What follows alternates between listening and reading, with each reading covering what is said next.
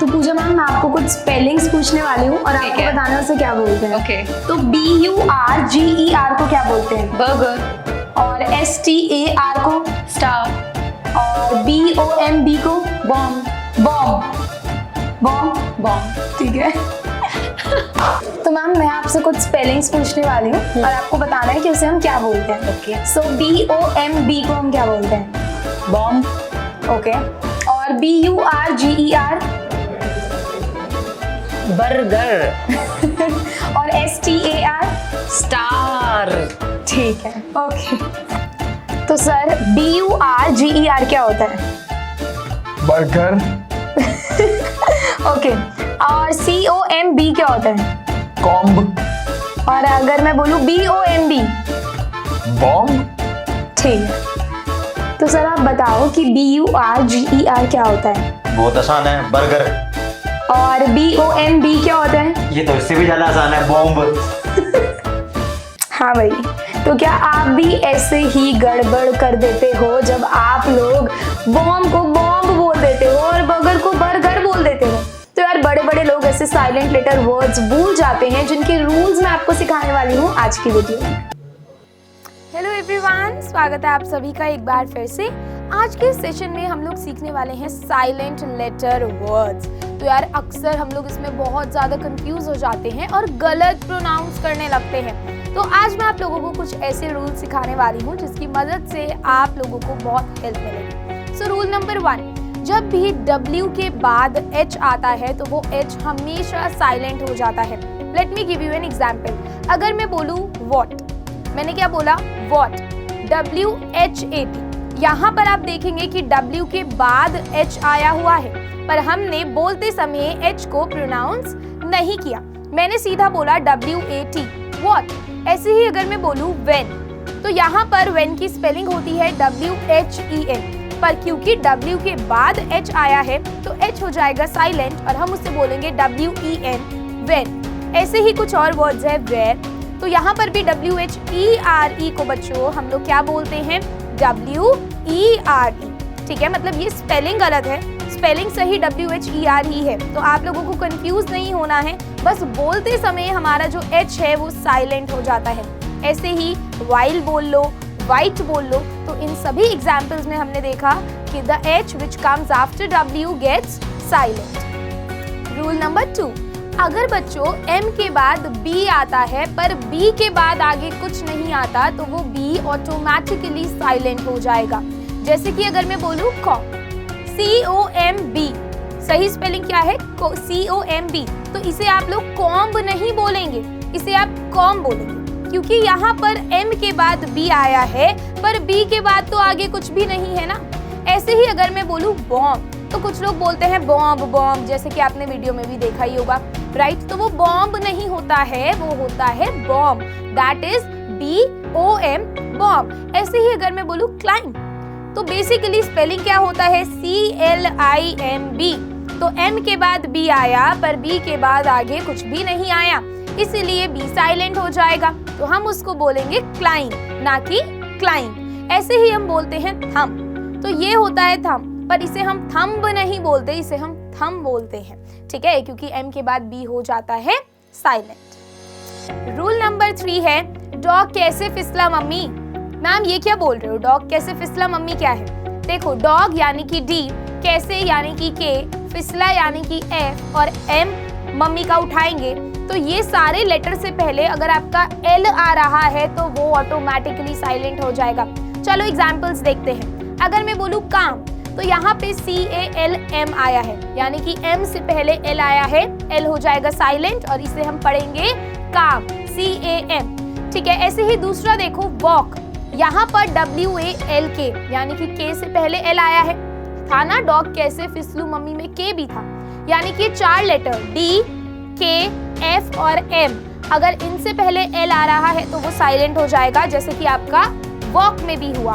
अगर हम बात करते हैं हाफ की, तो HALF, F से पहले L आया है, साइलेंट हो जाएगा। अगर हम बात करते हैं वुड की, तो यहाँ पे WOULD, D से पहले L आया है, तो बच्चों ये भी साइलेंट हो जाएगा।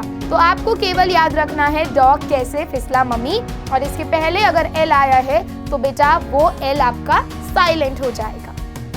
रूल नंबर 4, एन से पहले आने वाला के बच्चों हमेशा साइलेंट होता है। क्या बोला मैंने? एन से पहले आने वाला के हमेशा साइलेंट होता है। जैसे कि अगर मैं बात करूं नो की, है ना, KNOW, आई नो, मुझे पता है। तो यहाँ पे जो नो है इसमें बेटा एन से पहले के आया है, KNOW स्पेलिंग है, तो यहाँ पर के साइलेंट हो जाएगा और हम इसे केवल पढ़ते हैं नो। ऐसे ही अगर मैं बोलूँ नॉट, तो KNOT होती है हमारी नॉट की स्पेलिंग, पर यहाँ पर एन से पहले के आया है तो ये भी हो जाएगा साइलेंट। ऐसे ही अगर मैं बोलूँ नाइट, वो रात वाली नाइट नहीं, योद्धा वाली नाइट, तो स्पेलिंग होती है KNIGHT। तो क्योंकि एन से पहले के आया है बच्चों तो ये भी साइलेंट हो जाएगा। एक और एग्जाम्पल देती हूँ, अगर मैं बोलूँ नी, तो KNEE होती है नी, पर यहाँ पर भी एन से पहले के है तो ये भी साइलेंट हो जाएगा।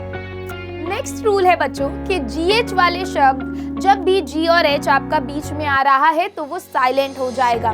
जैसे कि मैं बोलूँ नाइट, यहाँ पे रात वाला ही नाइट है, NIGHT, ठीक है, तो GH यहाँ पर बीच में आया तो हमने इसे पढ़ा ही नहीं, हमने केवल पढ़ा नाइट, NIT। ऐसे ही अगर मैं आपको बोलती हूँ फाइट, ठीक है, तो यहाँ पे FIGHT है, GH हमारा बीच में आया तो वो साइलेंट हो जाएगा और हम पढ़ेंगे उसे फाइट। ऐसे ही अगर मैं बोलूँ ब्राइट, तो यहाँ पे भी BRIGHT, GH हमारा बीच में आया तो ये क्या हो जाएगा, ये भी हमारा साइलेंट हो जाएगा। अगर मैं बोलती हूँ ब्रॉट, BROUGHT, ठीक है, तो यहाँ पर भी GH बेटा बीच में आया तो इसे भी हमने नहीं पढ़ा और हम केवल बोलेंगे ब्रॉट। बट हाँ, इसमें एक्सेप्शंस भी हैं। अगर कंबाइंड वर्ड्स, यानी कि जिन्हें हम कंपाउंड वर्ड भी बोलते हैं, दो वर्ड से कंबाइन करके बनते हैं, उनमें ये रूल अप्लाई नहीं होता। फॉर एग्जाम्पल अगर मैं बोलूँ डॉग हाउस, DOGHOUSE, तो DOG का G और हाउस का H, तो GH हो गया। अब आप बोलोगे मैम ये साइलेंट है, नहीं बेटा, ये दो अलग अलग वर्ड्स को हमने जोड़ा है तो यहाँ पर अगर GH आएगा तो वो साइलेंट नहीं होगा। अगर मैं ऐसे ही बोलूँ बिग हेड, तो BIG बिग, HEAD हेड, यहाँ पर भी GH हमारा साइलेंट नहीं होगा।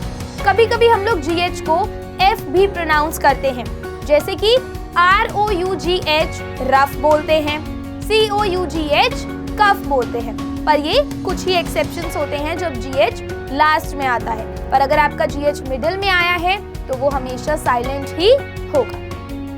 A और U के बाद आने वाला R 65% केसेस में हमेशा साइलेंट ही होता है। जैसे अगर मैं बोलूँ BURGER, ये क्या हुआ? आप लोग बोलोगे मैम बर्गर, ये गलत है, इसे हम बोलते हैं बर्गर। इसमें R हो जाता है साइलेंट क्योंकि ये U के बाद आया है। अगर मैं बोलूँ CAR क्या होता है, आप बोलोगे कार, बट उसे हम बोलते हैं का, राइट? तो R यहाँ पर हमारा साइलेंट हो जाता है। तो जब भी A और U के बाद आपका R आएगा तो 65% ऐसे केसेस है जिनमें वो साइलेंट ही होगा। एक और एग्जाम्पल देती हूँ, अगर मैं बोलूँ STAR, तो आप बोलोगे स्टार, पर उसमें हम रा नहीं बोलते और बहुत ही स्लाइट आता है रा, तो हो जाता है स्टार। नेक्स्ट रूल है कि letter C is silent in the SC combination, यानी कि जब भी C S के साथ आ रहा है तो वहां पर C बच्चों साइलेंट हो जाएगा। अगर मैं बोलती हूँ MUSCLE, तो यहाँ पे S और C एक साथ आया है मसल, पर यहाँ पर हमने केवल S को प्रोनाउंस किया और C को छोड़ दिया। अगर मैं बोलती हूँ सीजर, तो सीजर में भी S और C एक साथ आता है, इसलिए हमने केवल S को प्रोनाउंस किया और C को बच्चों छोड़ दिया। अगर मैं बोलती हूँ मिसलेनियस, तो इसमें भी जब आप स्पेलिंग देखेंगे जो कि आपकी स्क्रीन पर आ रही होगी, तो S और C एक साथ आता है, बट हमने केवल S को प्रोनाउंस किया और C को छोड़ दिया। इसका करेक्ट प्रोनाउंसिएशन है मिसलेनियस।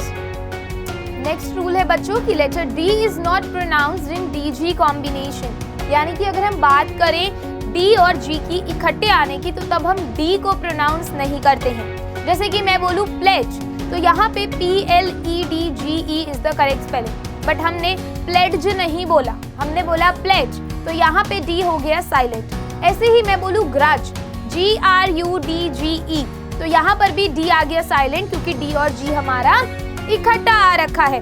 अगर मैं बोलती हूँ बच्चों हेज, तो यहाँ पे HEDGE होगी करेक्ट स्पेलिंग।